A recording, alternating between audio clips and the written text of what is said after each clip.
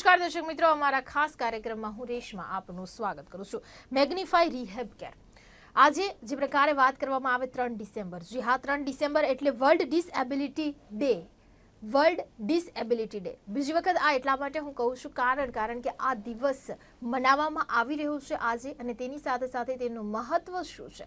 ડિસએબલ person આપણે કોને કહીએ છીએ ખૂબ સારી રીતે આપણે જાણીએ છીએ, પણ એકચ્યુઅલીમાં તે કયા કારણોસર હોય છે, શું તેની અંદર કરવામાં આવે છે. આ દિવસ તો આપણે મનાવીએ છીએ પણ તેની વિશે કદાચ એટલી બધી જાણકારી આપણે નથી રાખી શકતા, અથવા તો કદાચ જાણવાની કોશિશ નથી કરી રહ્યા. મહત્વની બાબત છે કે કેવી રીતે આપ આને જોઈ રહ્યા છો. કોઈ પણ પર્સન છે તેના બે પાસા હોય છે, તો કયા પાસાને આપ જોઈ રહ્યા છો તે પણ અહીંયા વાત છે. થોડી વાત ઇમોશનલ છે, પણ ડિસેબલ પર્સન એટલા માટે આપણે કહેતા હોઈએ છીએ કારણ કે તે વિકલાંગ છે, દિવ્યાંગ છે. મહત્વની બાબતની જો વાત કરવામાં આવે, હવે સાથે સાથે આપણે તેના વિશે જાણકારી મેળવવાના છે. રિહેબ કેર, મેગ્નિફાઈ રિહેબ કેર જે અમારો આ પ્રોગ્રામ છે તેમાં મહત્વની બાબત એ છે કે રિહેબ કેર કેવી રીતે કરવામાં આવે છે, એટલે કે ફરીવાર પુનઃસ્થાપિત કેવી રીતે કરવામાં આવે છે તેની વિશે આજે આપણે જાણકારી મેળવીશું. અને આ જાણકારી માટે અને આ જાણકારી આપવા માટે અને આ વિષય ઉપર ખાસ કરીને ચર્ચા કરવા માટે અમારી સાથે સ્ટુડિયોમાં ઉપસ્થિત છે doctor M G Bhalodiya, MS, MCH, plastic surgeon, burns અને રિકન્સ્ટ્રક્શન, અને તેમાં પણ મહત્વની બાબતની જો વાત કરવામાં આવે માઇક્રો સર્જન છે, તો તે ભાલોડિયા હોસ્પિટલ રાજકોટમાં સેવા આપી રહ્યા છે. બીજા ડોક્ટર અમારી પાસે છે doctor Vinod Kela, MS orthopedic, AFIH અને orthopedic and joint replacement surgeon છે, જે ક્રિષ્ના મલ્ટી સ્પેશિયાલિસ્ટ હોસ્પિટલ મોરબીમાં સેવા આપી રહ્યા છે. તો આપ બંનેનું સ્વાગત છે ગુજરાત ન્યૂઝના સ્ટુડિયોમાં. Thank you. ડોક્ટર એમજી, જે પ્રકારે વાત કરવામાં આવી રહી છે, મેં શરૂઆતમાં જ કહ્યું કે આજે વર્લ્ડ ડિસેબિલિટી ડે મનાવવામાં આવી રહ્યો છે, પણ આ ડિસેબિલિટી શું છે તેની વિશે પણ કદાચ આપણે એટલી પરફેક્ટ ડેફિનેશન નથી જાણતા. તો હું આપની પાસેથી જાણવા માંગીશ કે વિકલાંગતા શું છે. જો રેશમાજી, વિકલાંગતા એનો આપણે જો ડિક્શનરી પ્રમાણે લિટરલ મિનિંગ કાઢવા જઈએ તો બે શબ્દનું કોમ્બિનેશન છે કે ડિસ અને એબિલિટી. એટલે એનો મિનિંગ એવો થાય કે જે લોકો શારીરિક અથવા માનસિક રીતે કોઈ પણ નોર્મલ માણસ જેટલી એની કાર્યક્ષમતા નથી, પરંતુ એ ખરેખર ખોટું છે. અને એવા લોકો પાસે અમુક સ્પેશિયલ પ્રકારની ક્ષમતા હોય છે. એના માટે જ આપણા પ્રધાનમંત્રી શ્રી મોદીજીએ વિકલાંગને બદલે દિવ્યાંગ શબ્દ વાપર્યો છે. એટલે વિકલાંગ વ્યક્તિ પાસે કોઈક એવી શક્તિ હોય છે કે જેને એને સ્પેશિયલ એબિલિટી કહેવામાં આવે છે. એટલે મારી દ્રષ્ટિએ ડિસેબિલિટીને બદલે સ્પેશિયલ એબિલિટી વાળા વ્યક્તિ એવું કહી શકાય. જી, એટલે મહત્વની બાબત એ છે ડોક્ટર એમજી કે જ્યારે આવા વ્યક્તિઓને જ્યારે આપણે જોતા હોય છે, હું આપની વાતમાં થોડો ઉમેરો જરૂરથી કરવા માંગીશ કે જે પણ આપણે ડિસેબલ જે પર્સન આપણે જોતા હોય છે તેમની પાસે કદાચ કહેવામાં આવે ને, પેલી કહેવત છે કે ભગવાન એક બારણું બંધ કરે છે પણ બીજી બારીઓ ઘણા બધા દરવાજા ખોલી દેતા હોય છે, એવું જ કંઈક હોય છે. જરૂર ખૂબ જ સરસ આ વાત જે આપણે કહી છે કે સ્પેશિયલ એબલ પર્સન, કે કંઈક એમનામાં એબિલિટી એવી છે જે કદાચ આપણી પાસે બધા જ અંગો હોવા છતાં પણ નથી. જી હા ડોક્ટર કૈલા, આપણે હું પૂછવા માંગીશ કે દિવ્યાંગતાના પ્રકાર કેટલા છે, કારણ કે ઘણી બધી એવી બાબતો હોય છે કે જેને આપણે એલેબરેટ કરતા હોઈએ છીએ, તેમ છતાં પણ તેને આપણે ટેકનિકલ વર્ડની અંદર નથી જતા હોતા. પણ હું આપની પાસેથી જાણવા માંગીશ અને દર્શકોને પણ જણાવવા માંગીશ કે દિવ્યાંગતાના એકચ્યુઅલી પ્રકાર કેટલા હોય છે. ખૂબ જ સરસ પ્રશ્ન આપે કર્યો. આપણામાંથી ઘણા બધા લોકોના મનમાં એવું હોય છે કે દિવ્યાંગતા એટલે કે ખાલી હાથ પગની ખોડખાપણ, પરંતુ એવું નથી. સરકારશ્રીના વિકલાંગ ધારા 1995 મુજબ દિવ્યાંગતાના ઘણા બધા પ્રકાર હોય છે, જેમ કે અંધત્વ, અલ્પદ્રષ્ટિ, લેપ્રોસીથી થયેલ દિવ્યાંગતા, હલનચલનમાં થતી ખોડખાપણ, મંદ બુદ્ધિ તેમજ માનસિક બીમારી. પરંતુ આજે આપણે હાથ પગ અને જે મુખ્યત્વે સ્નાયુઓ, ચેતાતંત્ર તેને લગતી વિકલાંગતા વિશે ચર્ચા કરીશું, જેમાં સેરેબ્રલ પાલ્સી એટલે કે મગજનો અપૂરતો વિકાસ, તેમજ પોલિયો, પેરાલિસિસ, મગજની બીમારી, તેમજ કરોડરજ્જુ તેમજ મણકાની બીમારી, મણકાની ઈજા, હાડકાનો અપૂરતો વિકાસ તેમજ સ્નાયુનો અપૂરતો વિકાસ વગેરે પ્રકારની વિકલાંગતા એટલે કે ડિસેબિલિટીનો સમાવેશ આપણે આજે કરીશું. જી, ડૉક્ટર એમજી, અહીંયા જ્યારે પણ કોઈ એવી બાબત હોય છે, કોઈ એવો રોગ હોય છે, તો એક મહત્વની બાબત એ છે, આપ બંને ડૉક્ટર પણ એ વાતે સહમત થશો કે અવેરનેસ કેટલી જરૂરી છે. કારણ કે અત્યારે ઘણા બધા એવા રોગ નીકળી ગયા છે અને આપ પણ ખૂબ સારી રીતે જાણતા હશો કે અત્યારે ઘણા બધા લોકોને આપણે કહેતા પણ સાંભળ્યા છે કે ડાબા કાનની જે કોઈ પણ વાત હોય કે ડાબા કાનને કોઈ પણ નુકસાન થયું તો જમણા કાનનો ડૉક્ટર પણ તેને સોલ્વ નથી કરી શકતો. એવું જ કંઈક છે. પણ અહીંયા મહત્વની બાબત છે કે દિવ્યાંગતા રોકવા માટે જે પ્રકારે મેં અવેરનેસની વાત કરી કે અવેર હોવું ખૂબ જ જરૂરી છે. કોઈ પણ બીમારી છે તો કયા ડોક્ટર પાસે જવું તે એક મહત્વની બાબત છે, જે કદાચ ઘણા પર્સેન્ટેજ લોકો જાણતા પણ નથી કે કયા ડોક્ટરની પાસે જવું છે. ઘણા બધી જગ્યાએ આપે પણ જોયું છે. પણ હવે અહીંયા મહત્વની બાબત છે કે દિવ્યાંગતાને રોકવા માટે જે થાય છે પ્રોબ્લેમ, તે ક્રિએટ થતાં જ તેને આપણે રોકી દઈએ કે પાણી પહેલા પાળ બાંધવી જે કહેવત છે તેને કદાચ આપણે અહીંયા સરભર કરીએ તો અહીંયા જાગૃતતા માટે કઈ કઈ બાબતો ફાળો આપે છે? બહુ સાચી વાત કહી રેશમાજી તમે. ખાસ કરીને આજે આપણું ફોકસ છે એ હાથ પગની ઈજાઓ તથા અમુક રોગોથી થતી એ વિકલાંગતા ઉપર છે. એટલા માટે હું પહેલી વસ્તુ એ કહીશ કે મોટાભાગની હાથની ઈજાઓ છે એ કારખાનાઓમાં થતી હોય છે, જેમાં મશીનરીમાં હાથ દર્દીનો આવી જતો હોય છે. તો એના માટે ખાસ અવેરનેસ પ્રોગ્રામ કરવા જોઈએ કે સેફટી મેઝર્સ લેવા જોઈએ કે જે ઘણા બધા સ્મોલ સ્કેલ ઇન્ડસ્ટ્રીઝમાં નથી લેવાતા. તો દર્દીને એ પ્રત્યે જાગૃત કરવા જોઈએ. કારણ કે પ્રેસ મશીન ઇન્ડસ્ટ્રીઝ છે, ખાસ કરીને અમારા રાજકોટમાં બહુ મોટી પ્રેસ મશીન ઇન્ડસ્ટ્રીઝ છે. તો પ્રેસની અંદર આંગળા કે હાથ અકવાર આવી જાય એટલે કમ્પ્લીટલી છૂંદાઈ જાય છે, કે જેમાં રિકન્સ્ટ્રક્શન કરવું બહુ જ અઘરું હોય છે. અને એ વ્યક્તિ જે આંગળાને છે એ કાયમી રીતે ડિઝેબલ થઈ જવાની પૂરેપૂરી શક્યતા રહે છે. બીજી વસ્તુ છે એ રોડ ટ્રાફિક એક્સિડન્ટ્સ છે, કે જેના માટે આપણે ગવર્મેન્ટ પણ અવેરનેસ ચલાવી રહી છીએ કે વાહનો ચલાવવામાં કેવી સાવચેતી રાખવી જોઈએ, લાયસન્સ સગીર વયના વ્યક્તિને ન આપવું જોઈએ, બરોબર છે, ટ્રાફિકના નિયમોનું પાલન કરવું જોઈએ વગેરે. ત્રીજી વસ્તુ છે એ અમુક રોગો, એક એક્ઝામ્પલ આપણે લઈએ તો ડાયાબિટીસ છે. તો માણસોને એવું થાય કે ડાયાબિટીસ છે એ તો સિમ્પલ દવા લેવાથી કંટ્રોલ થઈ જાય છે, પરંતુ ડાયાબિટીસ લાંબો સમય જેમ રહે એવી રીતે એ શરીરના ઘણા બધા અંગને અસર કરે છે. એમાં ખાસ કરીને પગની નસો છે, ચેતાતંતુ છે, બરોબર છે, આંખોનું એટલે વિઝન છે, એ બધાના લાંબે ગાળે અસર થાય છે. તો જો દર્દીને પહેલેથી જ એની પ્રત્યે સજાગ અને સભાન કરવામાં આવે તો એનો ફર્સ્ટ સિમ્ટમ્સ એટલે કે જ્યારે પહેલી લક્ષણ દેખાય ત્યારથી જ એ કાળજી લેવાનું ચાલુ કરે. ખાસ કરીને પગની વસ્તુ માટે છે એ ડાયાબિટીસના દર્દી માટે સ્પેશિયલ પ્રકારના શૂઝ ને બધા રિહેબ કેર પ્રોસેસીસ ખાસ અવેલેબલ છે. એ બધા દર્દીઓએ મગજમાં રાખવું જોઈએ અને એનો જરૂર પડે ઉપયોગ કરવો જોઈએ. જી. એટલે ક્યાંક ને ક્યાંક આની શરૂઆત થાય છે તેના પહેલા જ જો આપણે તેને રોકી દઈએ અને તેમાં સાવચેતી રાખીએ એટલી અવેરનેસ ખૂબ જ જરૂરી છે, જાગૃતતા પણ ખૂબ જ જરૂરી છે. ખૂબ જ સરસ મહત્વની બાબત છે આ, કારણ કે જાગૃતતા હશે, અવેરનેસ હશે તો જ કદાચ આવા ઘણી બધી મોટી મોટી મુસીબતોમાંથી આપણે હટી શકે છે. ડૉક્ટર કૈલા, જે પ્રકારે ગોલ્ડન અવર્સની જે વાત છે, ગોલ્ડન અવર્સ કોને કહેવાય અને દિવ્યાંગતા રોકવા માટે ખાસ કરીને ગોલ્ડન અવર્સનું કેટલું મહત્વ છે? આ એક કદાચ ટેકનિકલ વર્ડ છે તેવું લાગી રહ્યું છે, જે આપ ખૂબ સારી રીતે સમજાવી શકશો. જી. ખૂબ જ મહત્વનો પ્રશ્ન આપે કર્યો. આપણા સૌના મગજમાં એ મૂંઝવતો પ્રશ્ન છે કે વોટ વી કેન ડુ, આપણે શું કરી શકીએ? તો એક જાગૃત નાગરિક તરીકે આપણે ઘણું બધું કરી શકીએ છીએ. સૌથી પહેલું તો કોઈ પણ અકસ્માત અથવા ઈજા આપણને માલુમ પડે તો તુરંત જ 108 અથવા કોઈ પણ એમ્બ્યુલન્સને તાત્કાલિક ફોન કરી અને ત્યાં બોલાવી લેવી.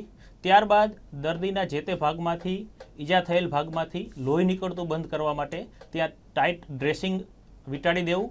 ત્યારબાદ ઉપરના ભાગમાં ઈજા થઈ હોય ત્યારથી ઉપરના ભાગમાં ટાઈટ બેન્ડેજ અથવા ટોવેલ, હાથ રૂમાલ અથવા કોઈ પણ દોરડું કે રસ્સી જે પણ આજુબાજુમાં અવેલેબલ હોય તે લગાવી અને લોહી નીકળતું બંધ કરી દેવું સૌથી વધુ અગત્યનું હોય છે. ત્યારબાદ તે ભાગનું હલનચલન એટલે કે મૂવમેન્ટ ના થાય તે માટે તેને સ્પ્લિન્ટ એટલે પાટો મારવો જરૂરી હોય છે. ત્યારબાદ દર્દીને સમય બગાડ્યા વગર તાત્કાલિક એવી હોસ્પિટલમાં શિફ્ટ કરવો કે જ્યાં ઓર્થોપેડિક સર્જન અને પ્લાસ્ટિક સર્જન બંને અવેલેબલ હોય, જેથી કરીને હાડકાનું તુરંત જ ફિક્સેશન કરી અને લોહીની નસોને રિપેર કરી અને લોહીનું સર્ક્યુલેશન ચાલુ કરી શકાય અને જે તે હાથ અથવા પગને બચાવી શકાય અને ડિસેબિલિટી એટલે કે વિકલાંગતાથી બચી શકાય. જો શરીરનો હાથ પગનો ભાગ કપાઈ ગયેલ હોય તો તેને ક્લીન પ્લાસ્ટિક બેગમાં મૂકી તે બેગને થર્મોકોલની બોક્સમાં મૂકી આજુબાજુ આઈસ બરફ રાખી અને તેને એરટાઇટ પેક કરી અને તે ભાગને દર્દી સાથે જ હોસ્પિટલમાં શિફ્ટ કરવો. જે તે જગ્યાએ સમય બગાડ્યા સિવાય તાત્કાલિક હોસ્પિટલમાં જવું, કારણ કે શરૂઆતના જે કલાકો છે તે ખૂબ જ અગત્યના હોય છે. જેટલું જલ્દી હાડકાનું ફિક્સેશન અને નસોનું સર્ક્યુલેશન ચાલુ કરી શકાય તેટલું જ હાથ બચવાની શક્યતાઓ વધારે હોય છે. એટલે શરૂઆતમાં આપણો નિર્ણય છે એ કોઈની જિંદગી બચાવી શકતો હોય છે. એટલે ગોલ્ડન અવર્સનું ખૂબ જ મહત્વ હોય છે. જી એકદમ સાચી વાત છે કે આ ગોલ્ડન અવર્સ છે કે જે પ્રકારે કોઈ પણ એક્સિડન્ટ થયું છે, જે પણ ઘટના બની છે ત્યારબાદ તરત જ જેમ બને તેમ વધારે એ તમામ બાબતોને સાથે લઈને અને તમામ જે પણ થઈ શકતું હોય તે બધી જ કોશિશો કરીને ડૉક્ટર પાસે પહોંચવાનું, હોસ્પિટલાઇઝ એ પર્સનને કરવું જરૂરી છે. જે ખૂબ જ સાચી વાત. ડૉક્ટર એમજી, દિવ્યાંગતા રોકવા માટે હવે મહત્વની બાબત એ છે કે કોઈ પણ રોગ થાય છે, જે શરૂઆતથી જ મેં કહ્યું છે તેવી રીતે કે કોઈ પણ રોગ થાય છે, રોગી કદાચ જે છે એ ખૂબ જ આશા અપેક્ષાઓની સાથે ડોક્ટર પાસે આવતો હોય છે. ડોક્ટરને ધરતી ઉપરના ભગવાન એમને નથી કહેવામાં આવતું, કારણ કે રોગીને એટલો વિશ્વાસ હોય છે, એટલો ટ્રસ્ટ હોય છે કે મને જે પણ રોગ થયું છે તેનું સોલ્યુશન ડોક્ટર પાસે તો હશે જ. હવે અહીંયા દિવ્યાંગતાની પણ વાત એવી છે અને દિવ્યાંગ જે પ્રકારે વાત કરવામાં આવે કે ડિસેબલ પર્સન કે કદાચ એમની પાસે બીજી એબિલિટી તો છે તેમ છતાં પણ એને આપણે કંઈક અલગ નજરિયાથી જોવામાં આવે છે, સમાજ કોઈક અલગ નજરથી જોવે છે. તે લોકોને તો વધારે પડતી આશાઓ છે. એ પણ આ બાબતે આપ ખૂબ સારી રીતે સહમત થશો કે દિવ્યાંગ જે લોકો જે છે તે જ્યારે ડૉક્ટર પાસે આવશે અથવા તો તેવા લોકો જ્યારે ટ્રીટમેન્ટ કરાવવા માટે આવશે, રિહેબ કેર માટે આવશે તો એ એક આશા લઈને આવતા હોય છે. હવે અહીંયા ફરીથી એ જ સવાલ આવી જાય છે કે દિવ્યાંગતા રોકવા માટે ડૉક્ટરનો શું ફાળો છે, ડૉક્ટરનો અહીંયા કેવા પ્રકારનો રોલ છે? તદ્દન સાચું કહ્યું આપે. દિવ્યાંગતા રોકવા માટે ઓર્થોપેડિક સર્જન અને પ્લાસ્ટિક સર્જનની બેનો મહત્વ રોલ છે. ઉદાહરણ તરીકે આપણે ચેતાતંત્રની ખામી, જન્મજાત ખામીને લીધે ઉદ્ભવતી પરિસ્થિતિ જોઈએ, સેરિબ્રલ પાલ્સી નામનો રોગ છે જેની અંદર બધા અંગ અક્કડ થઈ જાય છે. તો ઘણા બધા દર્દીઓને કે એમના વાલીઓને ખબર નથી હોતી કે આની અંદર કંઈ થઈ શકે. એવા દર્દીઓની અંદર નાના મોટા ઓપરેશનો કરી અને અક્કડતા ઘણી બધી અંશે દૂર કરી શકાય છે અને જેને પાછળથી અમુક ઓર્થોટિક્સ અને પ્રોસ્થેટિક આપી અને રિહેબિલિટેટ સારી રીતે કરી શકાય છે. બીજી વસ્તુ જે ડૉક્ટર કૈલાસ સાહેબે કીધી કે કોઈ પણ અંગ કપાઈ ગયું હોય અથવા એમાં લોહીની નસોની કે ઈજા થઈ હોય તો એને માઇક્રો સર્જરી વડે રિપેર કરી અને એ અંગને ફરીથી કાર્યરત કરી શકાય છે. ચેતા અથવા તો ટેન્ડન કે જેને આપણે તાણિયા કહીએ છીએ ગુજરાતીમાં, એની ઈજાઓ જો તમે એના સ્પેશિયાલિસ્ટ પાસે રિપેર કરાવો તો એ નિયરલી 100% ફરીથી કામ કરતા થઈ શકે છે. એટલે પ્લાસ્ટિક સર્જન આ બાબતમાં એક્સપર્ટ હોય છે. એટલે ચેતા અને ટેન્ડનની ઈજાઓ પ્લાસ્ટિક સર્જન પાસે રિપેર કરાવવી જોઈએ અને પાછળથી એનું સારું રિહેબિલિટેશન કરવામાં આવે તો એ લગભગ 100% કાર્યરત થઈ શકે છે. અને જો કોઈ અંગ એવા હોય કે જેનું પાછું જોડી ન શકાય એવી પરિસ્થિતિમાં લાવેલા હોય કે એવી ઈજા હોય તો એને ઓછામાં ઓછું કે વધુમાં વધુ દર્દી કાર્યક્ષમ રહી શકે એવો એનો હાથ કે પગ થઈ શકે એ પ્રકારની રિકન્સ્ટ્રક્ટિવ સર્જરી પણ કરીએ છીએ. અને કોઈ કેસમાં કે ભાઈ અંગ કાઢી જ નાખવું પડે એવી પરિસ્થિતિ હોય તો એને કયા લેવલથી કાઢવું કે જેથી કરીને એને ભવિષ્યમાં સારામાં સારો અને કાર્યક્ષમ પ્રોસ્થેસિસ કે ઓર્થોસિસ જે આપી શકીએ જેથી દર્દીની કાર્યક્ષમતા મેન્ટેન રહે. ડાયાબિટીસ અને એના જે ફૂટના પ્રોબ્લેમ કે પગના પ્રોબ્લેમને એ થાય છે એની અંદર રેગ્યુલર ચેકઅપ અને એને પગના જે બનાવટી બૂટ કે એના જે ફૂટવેર પ્રોસ્થેસિસ છે એ ઘણો મહત્વનો ભાગ ભજવે છે. આ બધા જ કેસમાં સર્જનનો રોલ છે, એના પછી રિહેબ કેરનો સૌથી મોટો રોલ છે કે જે પ્રેશર ગાર્મેન્ટ છે, ઓર્થોસિસ અને પ્રોસ્થેટિક્સ દ્વારા દર્દીઓને નિયર નોર્મલ સુધી કાર્યક્ષમ બનાવી શકે છે. જી જી ડૉક્ટર કેલા, જે પ્રકારે ડૉક્ટર એમજીએ વાત કરી કે પ્રોસ્થેસિસ અને ઓર્થોસિસ અને પ્રેશર ગાર્મેન્ટ, આ ફરીવાર ટેકનિકલ વર્ડ જે છે, તો આપણી પાસેથી અમે આમને ઈચ્છા રાખીશું કે આપ એલેબોરેટ કરીએ કે આ ત્રણ એકચ્યુઅલી શું છે ને એની અંદર શું શું થતું હોય છે. પ્રોસ્થેસિસ એટલે કે શરીરના કપાઈ ગયેલા ભાગની જગ્યાએ જે કૃત્રિમ ભાગ લગાવવામાં આવે છે તેને પ્રોસ્થેસિસ કહેવાય છે, જે અલગ અલગ ઘણા બધા પ્રકારના હોય છે, જેમ કે બિલો ની prosthesis, above knee prosthesis, below elbow prosthesis, above elbow prosthesis, wrist and hand prosthesis કે જેમાં કપાઈ ગયેલા હાથની જગ્યાએ કૃત્રિમ હાથ ફિટ કરવાનો હોય છે, કોસ્મેટિક સિલિકોન કોસ્મેટિક પ્રોસ્થેસિસ કે જે નાક, કાન, આંગળી વગેરે જગ્યાએ લગાવી શકાય છે. ત્યારબાદ છે ઓર્થોટિક. ઓર્થોટિક એટલે કે હાડકા, સ્નાયુ અને નસોને ઈજા બાદ બહારથી આપવામાં આવતો સપોર્ટ, જેને કહેવાય ઓર્થોટિક. પ્રેશર ગાર્મેન્ટ છે એ સ્પેશિયલ પ્રકારનું કાપડ હોય છે કે જેની અંદર કાપડ અને અંદર સિલિકોન લગાવી અને બર્ન્સ તેમજ કોઈ પણ ડાઘ હોય, કિલોઇડ હોય તો એની ઉપર લગાવી અને તેની સારવાર કરવામાં આવતી હોય છે. આ બધાનો દર્દીની રિકવરી, ડિસેબિલિટી વાળા દર્દીની રિકવરીમાં ખૂબ જ મહત્વનો ફાળો છે. ઓર્થોટિકની મદદથી જે ઈજાગ્રસ્ત અંગ છે તેને સપોર્ટ આપી અને તેનું હલનચલન અટકાવી શકાય છે. સાંધાની અમુક પ્રકારની મૂવમેન્ટ એલાવ કરવી હોય એટલે કે થવા દેવી હોય અને અમુક પ્રકારની મૂવમેન્ટ ના થવા દેવી હોય તો તે ઓર્થોટિકની મદદથી શક્ય બને છે.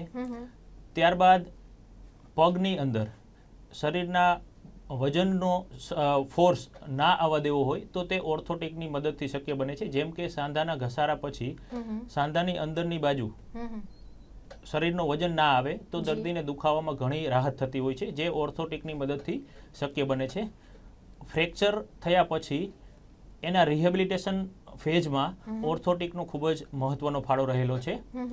દર્દીને દુખાવામાંથી રાહત આપવા માટે પણ ઓર્થોટિકનો ખૂબ જ મહત્વનો ફાળો હોય છે. જી દર્શક મિત્રો, આપને જણાવી દઈએ કે being patient foundation say no to burns, dreaming burns free India globe, a little foot step towards humanity, આજે આખું યોજવામાં આવી રહ્યું છે અને તેના દ્વારા જ આ શો અત્યારે થઈ રહ્યું છે.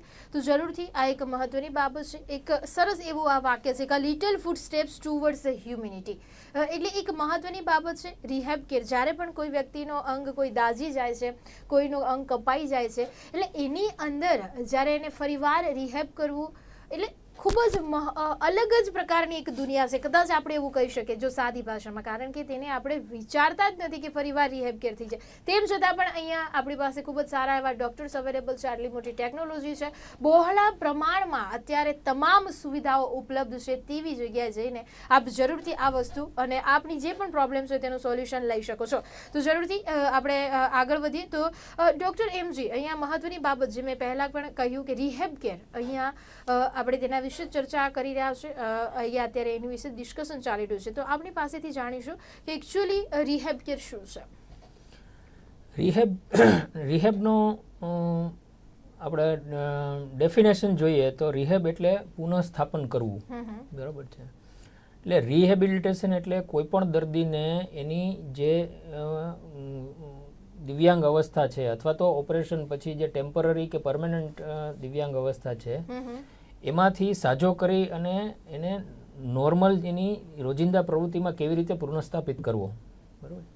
એટલે રિહેબિલિટેશન એ હેલ્થકેરનો ખૂબ જ અગત્યનો ભાગ છે અને હમણાં કે રિસેન્ટલી રિહેબ કેરનું મહત્વ વધારે ને વધારે સમજાય છે અને અવેલેબલ પણ છે અત્યારે આપણી પાસે રિહેબ કેર. એટલે રિહેબ કેર એટલે એક એવી કોમ્પ્રિહેન્સિવ કેર છે કે જેમ ઓપરેશન પછી કે ઈજા પછી કે ફ્રેક્ચર પછી કોઈ પણ દર્દીને ફિઝિયોથેરાપીથી માંડી, બરાબર છે, ઓર્થોટિક્સ અને પ્રોસ્થેટિક આપી અને ટ્રેનિંગ આપી અને એને પાછી એની નોર્મલ જિંદગીમાં બને તેટલો એ કાર્યક્ષમ રહે એના માટેના પ્રયત્નો જે કરે એ આખી રિહેબ કેર કહેવામાં આવે છે.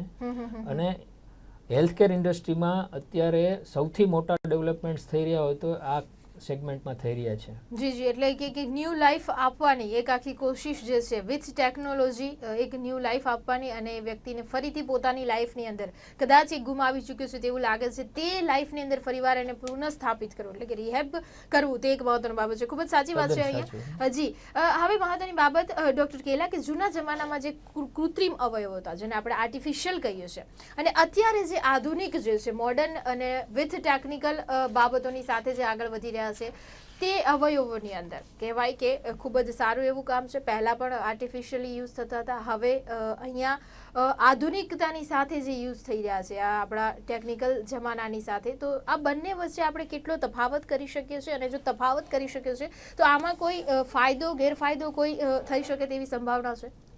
ખૂબ જ સરસ પ્રશ્ન આપે કર્યો. જૂના જમાનાના એટલે કે કન્વેન્શનલ જે પ્રોસ્થેસિસ હતા તેમાં શરીરના જે તે કપાઈ ગયેલા ભાગનું હલનચલન શક્ય ન હતું. જ્યારે રિસન્ટ પ્રોસ્થેસિસમાં કપાઈ ગયેલા ભાગનું હલનચલન શક્ય બને છે. બીજું, જૂના જે કન્વેન્શનલ પ્રોસ્થેસિસ હતા તેમાં કોસ્મેટિક લુક મર્યાદિત હતું, જ્યારે રિસન્ટ પ્રોસ્થેસિસમાં શરીરના આકાર, રંગ અને કદ મુજબનું તેને કસ્ટમાઇઝ કરી અને કોસ્મેટિક લુક આપી શકાય છે. ટૂંકમાં કાર્યની સાથે સાથે સૌંદર્યતાને પણ ખૂબ જ પ્રાધાન્ય આપવામાં આવે છે. ત્યારબાદ જૂના જે કન્વેન્શનલ પ્રોસ્થેસિસ હતા તેમાં દર્દીનું કાર્ય તેમજ કોસ્મેટિક લિમિટેડ હતું, એટલે દર્દીને માનસિક રીતે નાનપનો અનુભવ થતો. જ્યારે કન્વેન્શનલ રિસન્ટ પ્રોસ્થેસિસમાં સૌંદર્ય અને વર્કિંગ બંને થઈ શકતું હોવાથી દર્દીનું મોરલ પણ જળવાઈ રહે છે. ત્રીજું, દર્દીને આજના જમાનામાં કોઈ પણ વ્યક્તિને પરાવલંબી થવું પસંદ નથી. જે કન્વેન્શનલ પ્રોસ્થેસિસમાં પરાવલંબીપણું રહી જાય છે, જ્યારે રિસન્ટ પ્રોસ્થેસિસમાં મૂવમેન્ટ અને રોજિંદા કાર્ય દર્દી પોતે કરી શકે છે. એટલે દરેક વ્યક્તિ પોતાનું જે દૈનિક ક્રિયાઓ અને સ્વાવલંબીપણું ભોગવી શકે છે, જે ખૂબ જ મહત્વનું છે. બીજું, આજના આધુનિક યુગમાં દરેક વ્યક્તિ કોમ્પ્યુટર અને મોબાઈલનો ઉપયોગ કરવાનું ઈચ્છતો હોય છે, જે જૂના જમાનાના પ્રોસ્થેસિસમાં શક્ય નથી.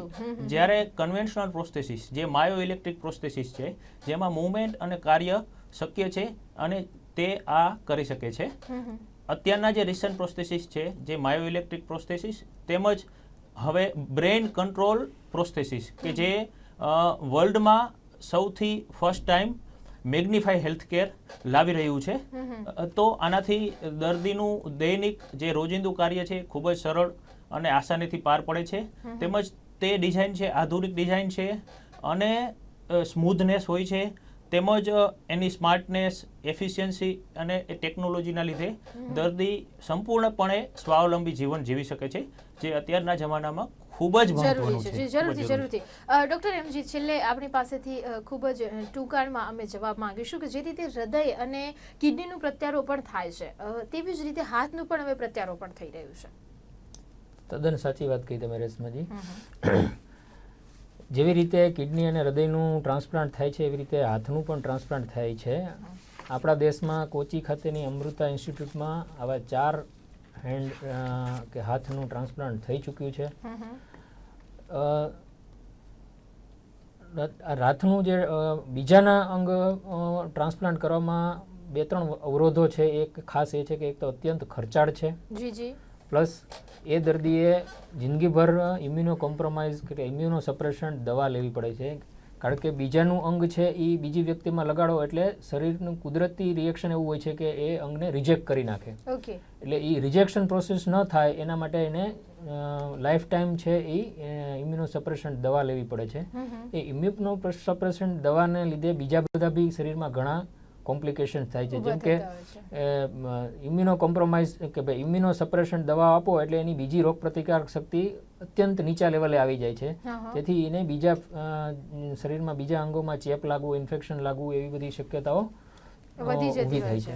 જ્યારે આપણા દેશમાં જો મારી દ્રષ્ટિએ ખાલી એટલી અવેરનેસ ક્રિએટ કરવામાં આવે કે જો જે પણ અંગ કપાઈ જાય અથવા તો છૂટું થઈ જાય અથવા એને ત્યાં ફેંકી દેવાને બદલે જો એને જેમ ડૉક્ટર કૈલાએ કહ્યું કે એવી રીતે એને પ્રિઝર્વ કરી અને અમુક ટાઈમની એટલે અંદર reuse જો થઈ શકે છે. અમુક ટાઈમની અંદર હોસ્પિટલમાં દર્દીની સાથે જ જો લઈ આવવામાં આવે તો એ પોતાનું ને પોતાનું અંગ ફરીથી જોડી શકાય છે, જે એકદમ આઈડિયલ છે. જી જી જી એકદમ સાચી વાત છે. જી જી જરૂરથી દર્શક મિત્રો જે પ્રકારે વાત કરવામાં આવી રિહેબ કેર આખી તમામ બાબતો કદાચ આ ખૂબ જ ક્રિટિકલ કન્ડિશન કહી શકાય છે.